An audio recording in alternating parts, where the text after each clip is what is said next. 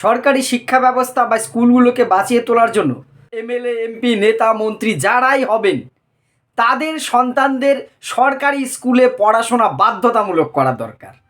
হ্যাঁ, এখানে আপনাদের মনে প্রশ্নে আসবে যে টিচাররাই তাদের সন্তানদের পড়ায় না, তারা বাদ যাবে কেন? তাদের জন্য একই আইন হওয়া উচিত। হ্যাঁ, আমি স্কুলের সাথে যুক্ত হয়ে শিক্ষকতার সাথে যুক্ত হয়ে এই আইনটা চরমভাবে দাবি করছি।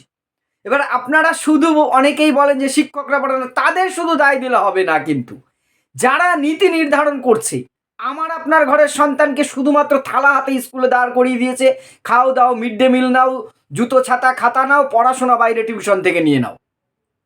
এই ব্যবস্থাটাকে দূর করতে গেলে যারা এই নীতি নির্ধারণ করছেন, অর্থাৎ নেতা মন্ত্রী, তিনি যে দলের হন, সবার আগে এমন বাধ্যতামূলক আইন চালু করার দরকার আছে যে নেতা মন্ত্রী এমএলএ, নেতা যে কেউ হতে পারে, নেতাদের ধরলে হবে না, জনপ্রতিনিধি যিনি আমার করের টাকা বেতন পান, এমএলএ এমপি পঞ্চায়েতের মেম্বার হোক, কাউন্সিলর হোক, যেই হোক, তার সন্তান বা ছেলে হোক মেয়ে হোক, তাকে সরকারি স্কুলে পড়ানো বাধ্যতামূলক।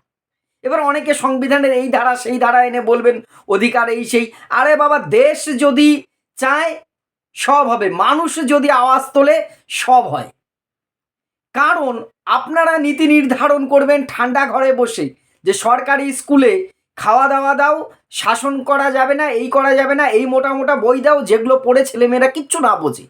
আর আপনি আপনার সন্তানকে পাঠাবেন 5 স্টার জাতীয় স্কুলে, 5 তলা স্কুল, এসি গাড়ি করে আপনার ছেলে স্কুলে যাবে, একটা ক্লাসরুমে 15 জন বসে বড় বড় ডেস্কে তারা পড়াশোনা করবে, তারা টাই ঝুলিয়ে যাবে, যেখানে মাস গেলে 10,000 20,000 50,000 পর্যন্ত টিউশন ফি দিয়ে আপনার বাড়ির ছেলে মেয়েদের পড়াবেন।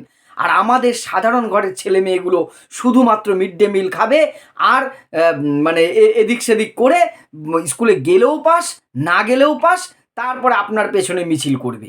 এটাই সিস্টেম চলছে। যে দল যখন ক্ষমতায় এসছে, দেখুন আমি একটা কথা প্রায় ভিডিওতে বলি, রাজনীতির কারবারিরা করবেন, আমাদের রাজনীতি দিয়ে কিন্তু পেট ভরবে না। হ্যাঁ, এবার যে প্রশ্নটা শিক্ষকদের ক্ষেত্রে, অবশ্যই সরকারি স্কুলে যে সমস্ত শিক্ষক শিক্ষিকারা পড়াবেন তাদেরও এই ধরনের একটা আইনের আওতায় আনা প্রয়োজন আছে। অপশন এইরকম থাকবে যে আপনি যদি সরকারি স্কুলে আপনার বাচ্চাকে না পড়ান তাহলে এই ক টাকা বেতন উল্টে কম পাবেন, যদি সরকারি স্কুলে পড়ান তাহলে এই বেনিফিট পেতে পারেন, বা বাধ্যতামূলকও যদি হয়, আমি অন্তত ব্যক্তিগতভাবে সেটাকে স্বাগত জানাবো এবং সেরকম আইন থাকা জরুরি। তাহলেই দেখবেন সরকারি শিক্ষা খারাপ। এত টাকা ইনভেস্ট করার পরে সরকারি স্কুলের পড়াশোনা কেন হবে না? দিন দিন তলানিতে যে টেকছে। একটা বড় চক্রান্ত কাজ করছে সরকারি শিক্ষাকে শেষ করবার জন্য।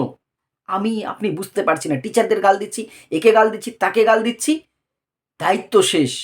একটু একটু সম্ভ্রান্ত, বিশেষ করে যারা রাজনীতির টাচে আছেন, নেতা মন্ত্রী যে দলেরই হন, এমএলএ এমপি বা পঞ্চায়েতের পৌরসভার কাউন্সিলর, তাদের সন্তানদের কেন সরকারি স্কুলগুলোতে পড়াচ্ছেন না? দেখবেন পাড়ায় পাড়ায়, শহর ছিল এখন মফস্বলের ছোট ছোট গঞ্জে বেসরকারি বড় বড়, আমি কোনো কোম্পানির নাম নিচ্ছি না, বিভিন্ন কোম্পানির স্টোরের মতন স্কুল খুলছে। যেমন কোম্পানির দোকান হয়, স্কুলগুলো এখন তারা দোকান খুলছে, ব্যবসা। সেখানে দেখবেন আপনার বাড়ির সামনে দিয়ে সকাল থেকে শুরু হবে গাড়ির লাইন।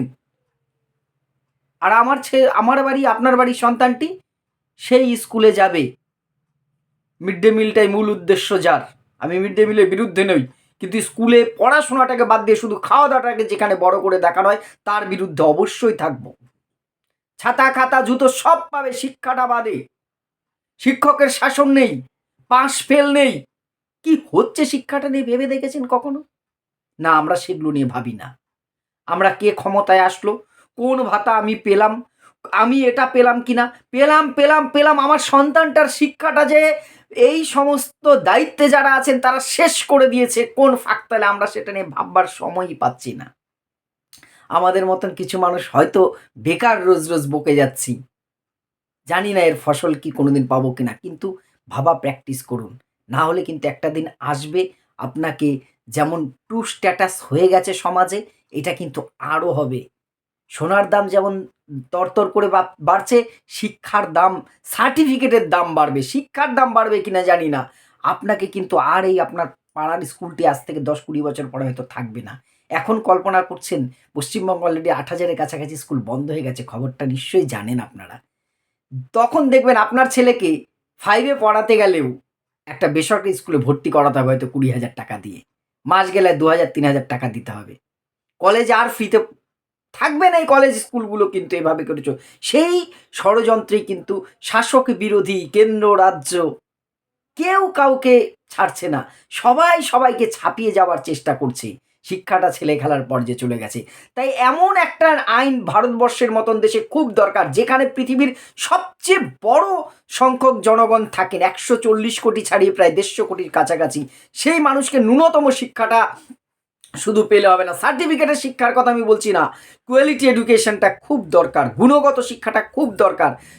আগে এই সমস্ত জনপ্রতিনিধি, নেতা, মন্ত্রী এবং সরকারি বিদ্যালয়ের শিক্ষক শিক্ষিকা তাদের সন্তানকে বাধ্যতামূলকভাবে সরকারি স্কুলে পড়ানোটা, আইন জারি করাটা খুব জরুরি। আসুন আমরা দাবি তুলি।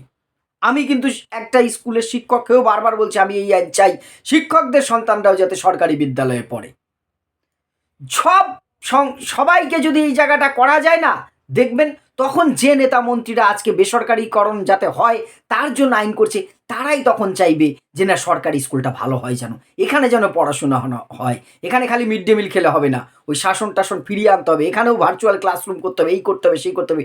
ভালো ভালো নীতি সেদিন আসবে, নচেত কিন্তু ওই পরের ছেলে পরমানন্দ যত উচ্ছনে যায় ততই আনন্দ, যেটা করে যাচ্ছে আমার আপনার সন্তানদের নিয়ে, সেটাই কিন্তু হবে।